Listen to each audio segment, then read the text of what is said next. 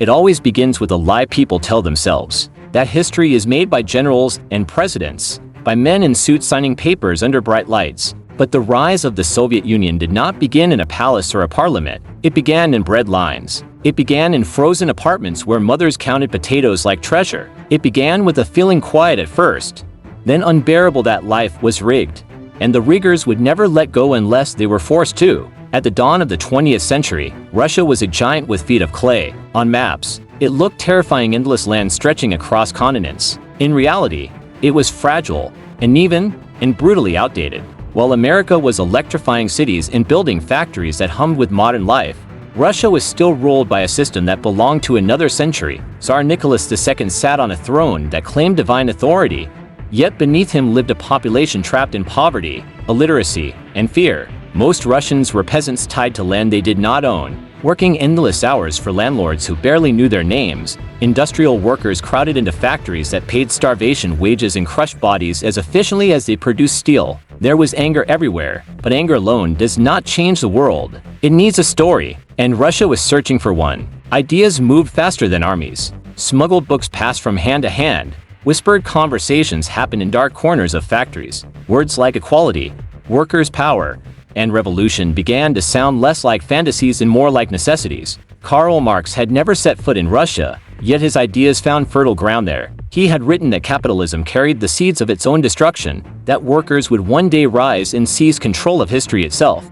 In Russia, where exploitation was raw and obvious, this idea felt less theoretical and more like prophecy. But prophecy needs believers who are willing to act. In 1905, the illusion cracked. Thousands of workers marched peacefully toward the Winter Palace, carrying icons and petitions, believing tragically that the Tsar might listen. Instead, soldiers opened fire. Blood stained the snow. That day shattered something permanent. The Tsar was no longer a distant father figure. He was a man who would kill his own people to stay in power. Though the regime survived, it never fully recovered its legitimacy. Fear remained, but respect was gone. Then came the war that broke everything. World War I hit Russia like a slow-motion collapse. Millions of men were sent to the front without proper weapons, boots, or training. Trains failed. Supplies vanished. Entire units starved. At home, factories strained to meet war demands while families waited for food that never arrived. Inflation destroyed savings overnight. The government lied constantly, insisting victory was near while coffins kept coming.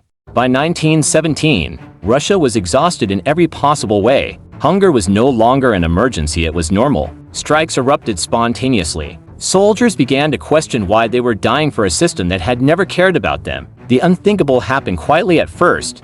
Orders were ignored. Discipline dissolved. Loyalty evaporated. When the February Revolution erupted, it felt less like a planned uprising and more like a collective shrug that turned into a scream. The Tsar abdicated not because a brilliant strategy defeated him, but because no one was willing to save him. Power collapsed into a vacuum. A provisional government took over, promising reforms, freedom, and democracy. But promises do not fill stomachs. The provisional government made a fatal choice. It continued the war. It asked starving people for patience. It talked about future elections while people lived in a present that felt unbearable. Meanwhile, parallel power structures emerged: workers' councils, soldiers' committees, local assemblies known as Soviets. These bodies spoke the language of the streets, not the halls of power. Into this chaos stepped a man most people underestimated. Vladimir Lenin was not physically imposing. He did not roar like a traditional revolutionary hero, but he understood something crucial. Revolutions are won not by moderation, but by clarity. While others hedged, Lenin spoke in absolutes.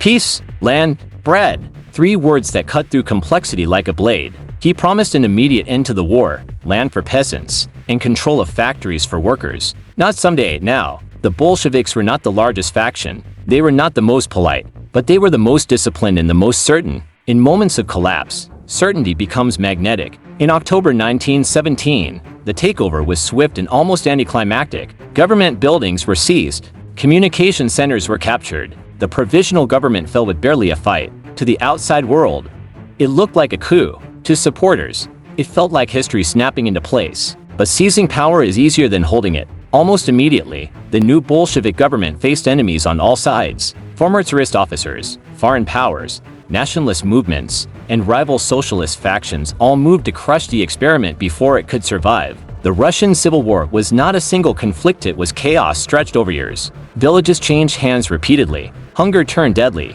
Violence became routine. Lenin's government responded with ruthless efficiency. The Red Army was built from scratch, organized with iron discipline. Political police hunted dissent. Grain was requisitioned by force to feed cities and soldiers. This period, later known as war communism, kept the regime alive but at a terrible cost. Millions died from famine, disease, and violence. Yet somehow, against staggering odds, the Bolsheviks won.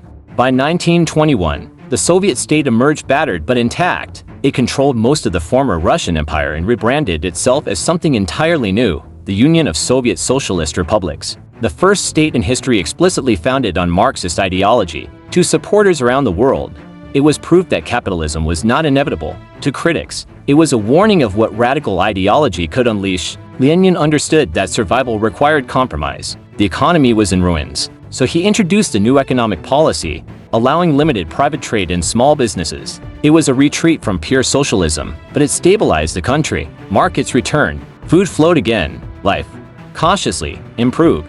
But Lenin's health failed, and with it, the future became uncertain. When he died in 1924, the Soviet Union stood at a crossroads. It was no longer a revolutionary uprising, but not yet a superpower. Its institutions were fragile, its ideology was untested on a grand scale, and behind the scenes, a quiet struggle for control was already unfolding. One man appeared unremarkable at first. He spoke with a heavy accent. He lacked charisma. He did not write grand theory, but he understood power in its most practical form. His name was Joseph Stalin. While rivals debated ideology, Stalin built networks. He placed loyalists in key positions. He controlled appointments, paperwork, and party discipline, the dull machinery that actually runs a state. By the time others realized what was happening, it was too late. Stalin outmaneuvered them one by one, not with speeches, but with patience. By the end of the 1920s, the Soviet Union belonged to him, and that is where the story truly turns dark, because the rise of the Soviet Union from this point onward was no longer just about survival or ideology. It became a radical, terrifying experiment to reshape an entire society at any human cost necessary. The dream of equality collided with the reality of control, and the world was about to witness how a backward, war-torn nation would attempt the impossible: to industrialize faster than any country in history, to rival the capitalist powers, and to transform itself into a superpower whether its people were ready or not. The next chapter would be written in steel, fear, propaganda, and blood, and by the time it ended, the Soviet Union would no longer be dismissed as a failed revolution. It would stand as a force capable of shaking the world. The moment Stalin fully consolidated power, the Soviet Union stopped behaving like a wounded survivor and started acting like a man who believed time itself was his enemy. He looked at the map and did not see borders. He saw vulnerability. He looked at history and saw invasion after invasion. Napoleon, the Kaiser, and he became obsessed with one idea: if Russia did not transform itself fast, it would be destroyed. Not slowly, not someday, completely. And so he made a decision that would define the Soviet Union for generations. The country would industrialize at a pace no human society had ever attempted, and anyone who stood in the way willingly or not would be crushed. Factories rose where villages once stood. Smokestacks replaced church domes. Entire regions were redesigned on paper and then forced into existence in real life. Steel, coal, electricity, these were no longer economic categories. They became moral obligations. To question the plan was to question the survival of the nation. To fail was not incompetence, it was betrayal. But industrialization required food, and food came from peasants. Stalin's solution was collectivization, a word that sounded clean and ideological but meant something brutal on the ground. Individual farms were abolished. Land, animals, tools, everything was seized and reorganized into collective farms controlled by the state. Peasants who resisted were labeled kulaks, enemies of the people. The definition was deliberately vague. Owning a cow could be enough. Having a better roof than your neighbor could be enough. Being disliked could be enough. What followed was not policy failure, it was catastrophe. Grain was taken by force to feed cities and fund industrial growth. Entire villages were emptied of food. Families watched children starve while warehouses remained locked. In Ukraine and other regions, famine spread with surgical precision. Millions died not because food did not exist, but because ideology demanded obedience over mercy. The state denied it was happening. To admit failure would undermine the myth of progress. Fear became the invisible currency of Soviet life, and fear needed enforcement. The secret police evolved into an omnipresent force that watched, listened, and remembered. A careless joke, a private complaint, a past association, anything could resurface at any time. Neighbors learned to stay silent. Friends learned to betray. Children learned not to repeat what parents said at home. The safest position was invisibility. Stalin did not rule through chaos. He ruled through systematic terror. The purges of the 1930s did not begin as mass slaughter. They began as corrections. Party members accused of deviation. Military officers accused of disloyalty. Intellectuals accused of sabotage. Confessions were extracted through pressure, exhaustion, and pain. Trials were staged. Guilt was predetermined. Execution or labor camps followed.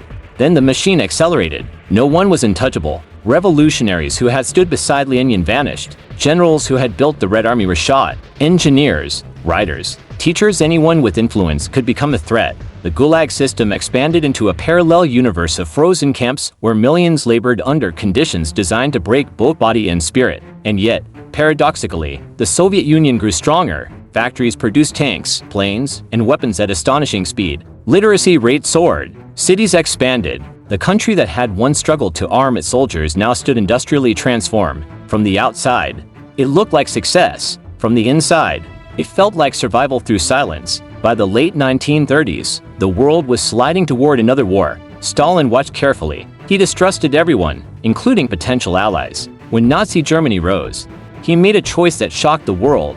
A pact with Hitler. It bought time. Time to prepare. Time to build. That time proved barely enough. In 1941, Hitler invaded anyway. Operation Barbarossa was the largest military invasion in human history. German forces tore through Soviet territory with terrifying speed. Entire armies collapsed. Cities fell. Millions were captured. The Soviet state teetered on the edge of annihilation. For a moment, everything Stalin had built seemed ready to collapse. But something unexpected happened. The same system that had rolled through fear now mobilized through sacrifice. Factories were dismantled and moved east overnight. Civilians worked endless shifts. Soldiers fought knowing retreat meant death, either from the enemy or from their own commanders. The war became existential, not ideological, not political, existential. Stalingrad changed everything. The city became a symbol, not because of strategy alone, but because of meaning. Street by street, building by building, the Red Army refused to break. Losses were unimaginable, but so was German shock at Soviet resilience. When the tide finally turned, it was more than a military victory. It was psychological. The Soviet Union had proven it could absorb punishment and keep moving. By the time the war ended, the Soviet Union stood victorious and devastated. Over 20 million dead, cities in ruins, families shattered. But the Red Army now occupied Eastern Europe. Influence spread westward. Borders shifted. Power expanded. The United States emerged from the war wealthy and intact. The Soviet Union emerged scarred and suspicious but enormous in reach. Two systems now faced each other across a fractured world. One built on capitalism and individual freedom, the other on centralized power and collective ideology. Both claimed moral superiority. Both believed history was on their side. The Soviet Union was no longer just a revolution that survived. It was a superpower forged through suffering, discipline, and fear. Its people had paid a price few societies ever have. And the leadership believed that price was justified, because in Stalin's mind, weakness invited destruction, and the next phase would not be fought with tanks alone, but with influence, ideology, and the constant threat of annihilation, where the rise of the Soviet Union would collide directly with American power, reshaping the entire planet. When the guns finally fell silent in 1945, the world did not relax. It froze, not because the war had ended, but because something colder had begun. The Soviet Union emerged from the wreckage of Europe standing on ground soaked in blood, its cities shattered, its population traumatized, and its leadership convinced of one brutal truth: survival had only been possible through absolute control.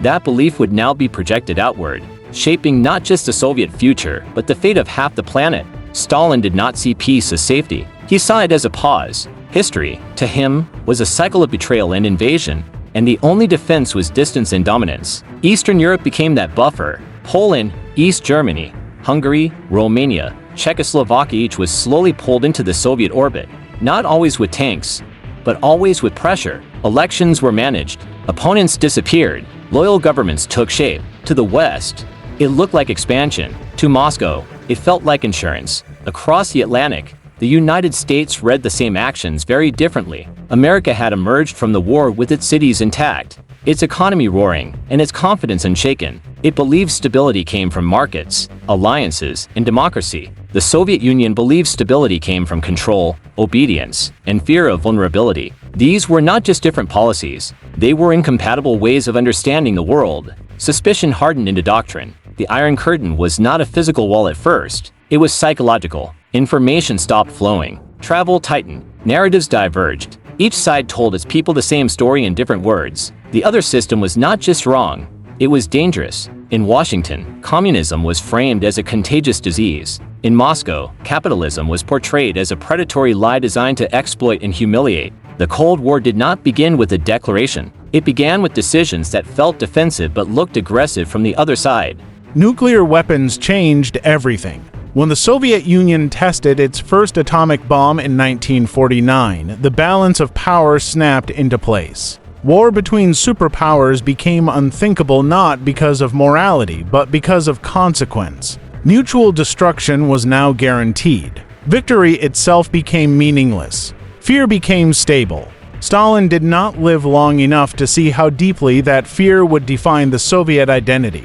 When he died in 1953, the nation mourned publicly, even as many privately exhaled. His successors inherited a superpower and a prison built around it. Nikita Khrushchev tried to change the tone without dismantling the system. He exposed Stalin's crimes in a shocking speech that cracked the myth of infallibility. For a brief moment, the Soviet Union flirted with reform. Culture loosened, art breathed, but power remained centralized, and when satellite states pushed too far, tanks returned.